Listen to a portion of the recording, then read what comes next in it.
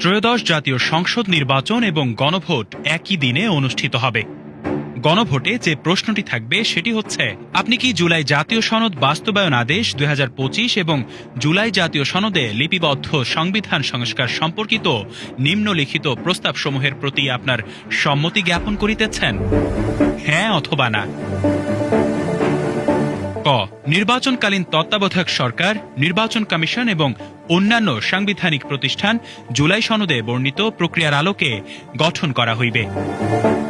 খ, আগামী জাতীয় সংসদ হইবে ২ কক্ষ বিশিষ্ট ও জাতীয় সংসদ নির্বাচনে দলগুলোর প্রাপ্ত ভোটের অনুপাতে ১০০ সদস্য বিশিষ্ট একটি উচ্চকক্ষ গঠিত হইবে এবং সংবিধান সংশোধন করিতে হইলে উচ্চকক্ষের সংখ্যাগরিষ্ঠ সদস্যদের অনুমোদন দরকার হইবে।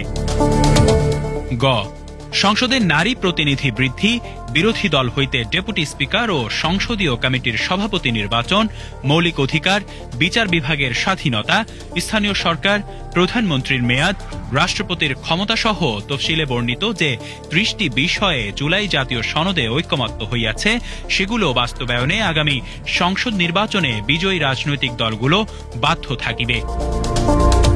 ঘ, জুলাই জাতীয় সনদে বর্ণিত অপরাপর সংস্কার রাজনৈতিক দলগুলো প্রতিশ্রুতি অনুসারে বাস্তবায়ন করা হইবে।